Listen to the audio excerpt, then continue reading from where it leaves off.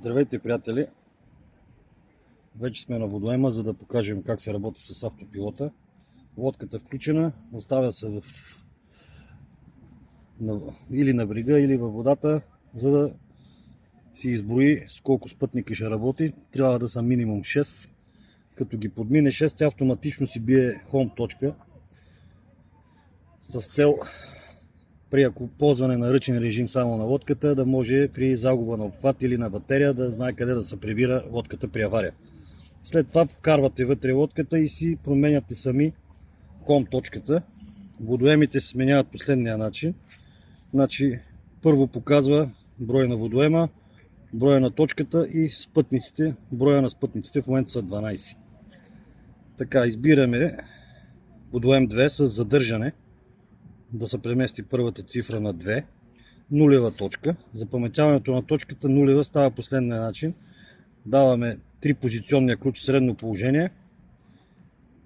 Джойстика надолу, задържаме, изписква сейф и запаметява home точка. Връщаме нагоре ключа в режим ръчен и тръгваме да караме лодката навътре, да си търсим място. Примерно лодката се отдалечава. Ще направим къси точки, че няма да имаме много време за дълъг клип. Примерно тук до дървото, ето там, спираме лодката, даваме ключа във втора позиция и с лоста надолу, като преместваме тук да бъде първа точка, с лоста надолу запаметяваме първа точка. Готово.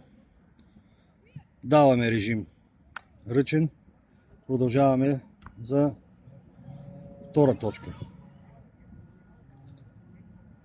Примерно ето там, спираме лодката, даваме, преместваме на втора точка, надолу запаметяваме втора точка.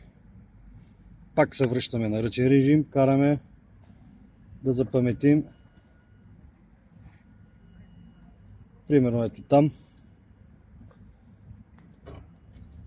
спираме, преместваме на трета точка, лоста второ положение, трета точка.